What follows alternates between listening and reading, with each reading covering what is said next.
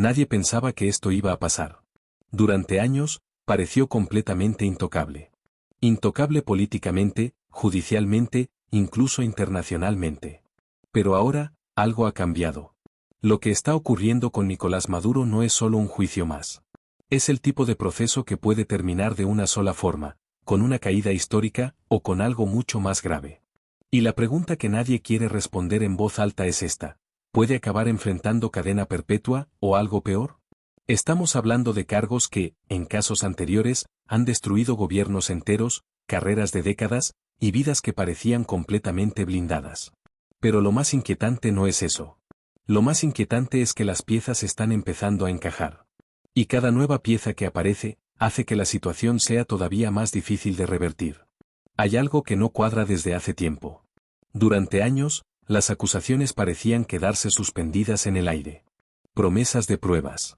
Testigos que nunca aparecían. Procesos que se diluían antes de arrancar. Pero ahora el silencio se está rompiendo. Y cuando ese tipo de silencio se rompe, normalmente es porque alguien tomó una decisión. Una decisión que no tiene marcha atrás. La pregunta es, ¿quién ha hablado y por qué precisamente ahora? Porque este juicio no solo trata de lo que ya está sobre la mesa. Trata de lo que todavía no ha salido a la luz. Fuentes cercanas al proceso hablan de movimientos internos que no se están mostrando, de estrategias legales diseñadas en la sombra, y de información que podría cambiar completamente el rumbo del caso. Si eso es cierto, ya no estamos hablando de una simple condena. Estamos hablando de algo que podría reescribir la historia política de toda una región. Entonces él me dijo que nadie nos quite la alegría, que nadie nos quite el sentido de avanzar con prosperidad, con unión en nuestro pueblo. Y hoy estamos en el poder todavía contra todo pronóstico. De todo se vuelve verdaderamente inquietante. Porque en casos similares, cuando empieza a emerger evidencia de peso, el desenlace suele ser mucho más duro de lo que nadie anticipaba. Más rápido. Más definitivo. Y sin posibilidad de negociación. Y eso nos lleva a una posibilidad que hasta hace muy poco parecía impensable. ¿Y si esto no termina solo en cadena perpetua? ¿Y si las acusaciones escalan hasta un nivel en el que la pena máxima ya no es una hipótesis, sino una consecuencia lógica? No sería la primera vez que un caso internacional da un giro que nadie vio venir. Ni la primera vez que una figura de poder cae de forma definitiva e irreversible. Pero hay un detalle que lo cambia todo. Un detalle que todavía no se ha explicado completamente, y que podría ser la clave de todo este proceso. En los próximos minutos vas a entender exactamente qué está pasando de verdad detrás de este juicio, porque los expertos más cercanos al caso creen que la situación puede empeorar, y cuál es la pieza que nadie menciona, pero que podría definir su destino final. Lo que viene ahora es donde la historia empieza a ponerse realmente incómoda. Lo que estás a punto de escuchar, cambia completamente la forma en la que se ve este juicio. Porque esto no empezó hace unos meses. Ni siquiera hace unos años. Esto empezó mucho antes, y durante todo ese tiempo, algo se fue acumulando en silencio. Algo que hoy, podría estar a punto de explotar. Durante años, el nombre de Nicolás Maduro ha estado rodeado de acusaciones. Algunas eran políticas. Otras, económicas. Pero hubo una línea que empezó a repetirse con demasiada frecuencia, una línea que no desaparecía por mucho que pasara el tiempo. Y cuando una acusación no desaparece, es porque alguien sigue empujándola desde dentro. Para entender por qué este caso es diferente, hay que ir al principio. En 2020, el Departamento de Justicia de los Estados Unidos presentó una acusación formal contra Nicolás Maduro. No por fraude electoral. No por violaciones de derechos humanos. Sino por algo mucho más específico y mucho más difícil de ignorar ante un tribunal: narcotráfico a escala internacional y narcoterrorismo. Los cargos señalaban que Maduro habría participado activamente en una alianza con las FARC, el grupo guerrillero colombiano, para convertir a Venezuela en una ruta de tránsito de cocaína hacia los Estados Unidos. Una ruta que, según la acusación, habría movido cientos de toneladas de droga durante años. Y lo que hace que esto sea diferente a cualquier acusación anterior, es que no venía de un enemigo político. Venía de un gran jurado federal. Con nombres. Con fechas. Con rutas específicas. El problema es que, durante mucho tiempo, nada parecía avanzar. Todo quedaba en declaraciones. en informes, en rumores difíciles de comprobar. Pero en algún punto, eso cambió. Y cuando cambió, ya no hubo vuelta atrás. Porque las acusaciones empezaron a tomar forma legal. Y eso lo cambia todo. Cuando un caso pasa de ser político a ser judicial, significa que hay algo más sólido detrás. No basta con sospechas. No basta con titulares. Se necesitan pruebas. Se necesitan testimonios. Y lo más importante, se necesita alguien dispuesto a sostener todo eso ante un tribunal. Y eso, es exactamente lo que empezó a ocurrir. Porque con el tiempo, algunos de los hombres más cercanos a Maduro empezaron a hablar. El general Manuel Figuera, exdirector del SEBIN, el Servicio de Inteligencia venezolano, abandonó el régimen y comenzó a colaborar con autoridades estadounidenses. Otros exfuncionarios, algunos con nombres que durante años nadie se atrevía a pronunciar en voz alta, también empezaron a moverse. En algún momento de la historia van a poder escuchar la energía tan arrecha que transmite Nicolás cada vez que nos llama y cada vez que nos dice que allá en la cárcel donde está fuerte, está digno y está firme con el proceso, con sus ideales. Irreductible Nicolás Maduro. Y cuando los que saben, deciden hablar, la geometría del caso cambia completamente. Pero hay algo que pocos están diciendo. En este tipo de procesos, cuando aparecen los primeros movimientos legales fuertes, normalmente no son los más importantes. Son solo el inicio. El verdadero peso del caso suele aparecer después. Y eso es lo que tiene a muchos expertos en alerta. Porque si esto es solo el principio, entonces la pregunta ya no es si habrá condena. La pregunta es, ¿hasta dónde puede llegar esa condena? ¿Estamos hablando solo de prisión de por vida, o existe un escenario más extremo que todavía no se está diciendo abiertamente? Y lo que viene ahora, empieza a responder esa pregunta. Porque en la siguiente parte vas a descubrir qué cambió realmente dentro del caso, quién empezó a mover las piezas clave, y porque algunos creen que esto ya no se puede detener. Y ahí, es donde todo empieza a volverse mucho más peligroso. Hay un momento en todos los juicios, en el que todo cambia. Un momento en el que deja de ser una posibilidad, y empieza a sentirse como algo inevitable. Muchos creen que ese momento, ya ocurrió. Porque de repente, empezaron a aparecer elementos que antes no estaban. Información más concreta. Movimientos más precisos. Y sobre todo, una sensación de que el caso estaba avanzando en serio. Ya no eran solo acusaciones. Ahora había dirección. Y cuando hay dirección, es porque alguien sabe hacia dónde va esto. Para entender la magnitud de lo que se está construyendo, hay que hablar de los nombres que aparecen en los documentos judiciales. Diosdado Cabello, considerado durante años el hombre más poderoso de Venezuela después del propio Maduro, también figura en acusaciones relacionadas con el narcotráfico. Tarek El Aissami, exministro de Petróleo, fue formalmente acusado en Estados Unidos por vínculos con el Cartel de los Soles, la red interna de tráfico de drogas supuestamente operada desde dentro del propio gobierno venezolano. El Cartel de los Soles no es una organización cualquiera. Según las investigaciones estadounidenses, no operaba desde las calles. Operaba desde despachos gubernamentales. Desde uniformes militares. Desde el propio Estado. Y eso convierte este caso en algo distinto a cualquier proceso de narcotráfico que se haya visto antes. Pero en este tipo de procesos, hay algo aún más importante que las pruebas. Las personas. Porque los casos más grandes de la historia no se han construido solo con documentos, se han construido con testimonios. Con gente que decide hablar. Y cuando eso pasa, las cosas se vuelven impredecibles. A medida que el caso avanzaba, la presión empezó a crecer. No solo a nivel legal. También a nivel internacional.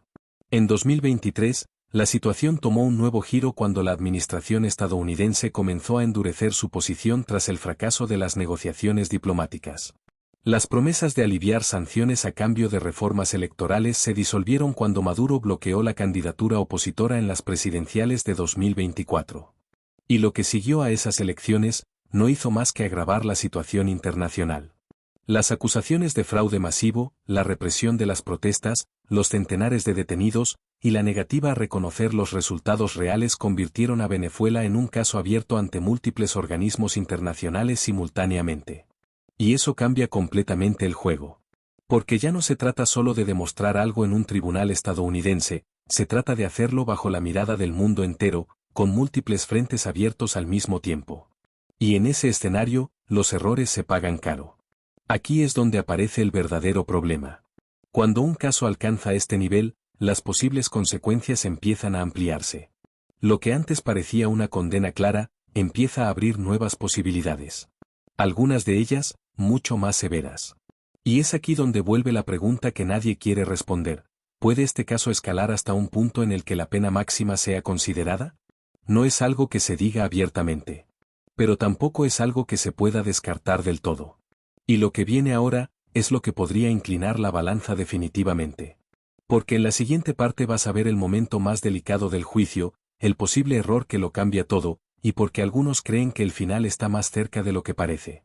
Y ahí, ya no hay vuelta atrás. En todos los casos grandes, hay un punto débil. Un detalle que parece pequeño, pero que puede destruirlo todo. Y en este caso, ese detalle podría ya haber aparecido. Porque cuando la presión aumenta, también aumentan las posibilidades de cometer errores. Errores de estrategia. Errores de comunicación. O incluso, errores internos. Y cuando eso ocurre en un juicio de este nivel, las consecuencias pueden ser devastadoras.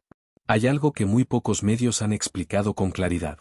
Maduro no solo enfrenta cargos en Estados Unidos. Enfrenta una acumulación de frentes simultáneos que rara vez se han visto concentrados sobre una sola persona al mismo tiempo. La Corte Penal Internacional tiene una investigación abierta sobre Venezuela desde 2021, la primera en la historia de América Latina admitida a trámite completo. Esa investigación no trata de drogas. Trata de crímenes contra la humanidad, torturas documentadas, desapariciones forzadas, ejecuciones extrajudiciales. Y los testimonios que alimentan esa investigación no vienen de opositores políticos. Vienen de funcionarios que estuvieron dentro. Que vieron. Que en algún momento decidieron que ya era suficiente. Un solo fallo puede abrir la puerta a muchas cosas. A nuevas líneas de investigación. A nuevas declaraciones. Y lo más peligroso, a reforzar todo lo que ya existe en contra. Porque cuando los frentes se multiplican, la defensa se vuelve casi imposible de sostener. No puedes desacreditar a todos los testigos al mismo tiempo. No puedes bloquear todas las investigaciones simultáneamente.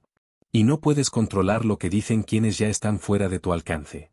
Si ese error se confirma, el escenario cambia completamente. Porque ya no se trataría solo de defenderse, sino de contener un caso que crece por sí solo. Y cuando eso ocurre, las penas más duras empiezan a dejar de parecer tan lejanas.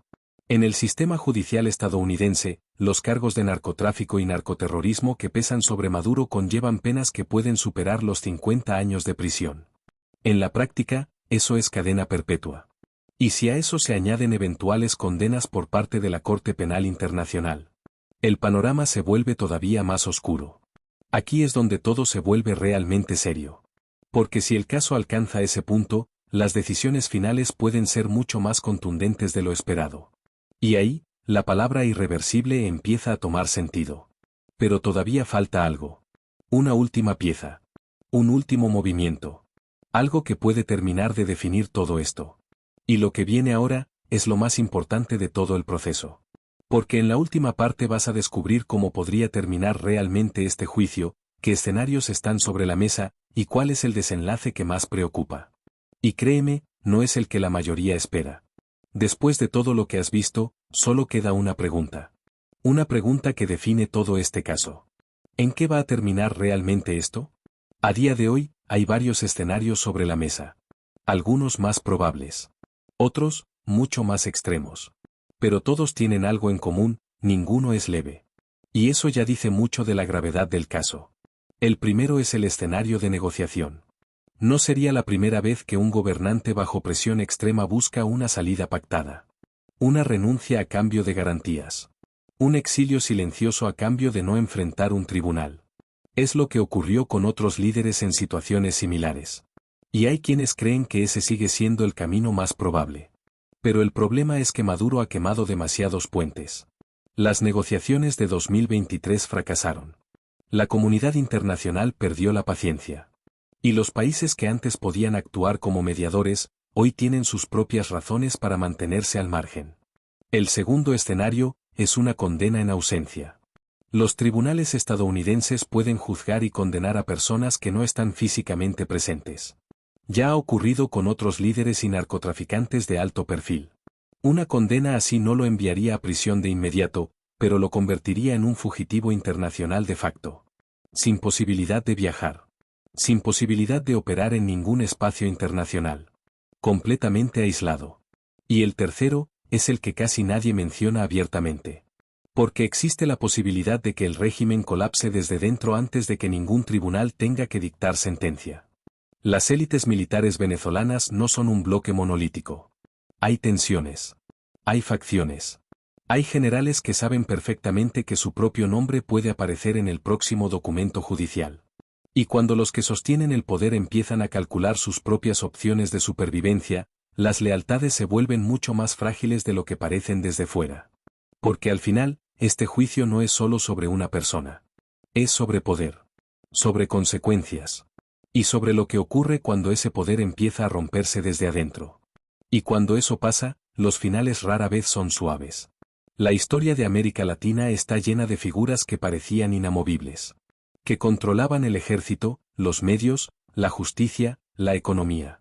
Y que un día, simplemente dejaron de estar. A veces por presión externa. A veces por traición interna. A veces por una combinación de las dos cosas que nadie vio venir hasta que ya era demasiado tarde. Maduro lleva años jugando ese juego. Y durante años, lo ha ganado. Pero el tablero ha cambiado. Y esta vez, las piezas en su contra son más sólidas, y vienen de más direcciones al mismo tiempo. Así que ahora la pregunta vuelve a ti, ¿estamos viendo una condena histórica, o el inicio de algo todavía más grande? Porque si algo está claro, es que esto aún no ha terminado. Y si has llegado hasta aquí, es porque sabes que esta historia no es normal. Lo que viene después, podría ser lo más importante de todo.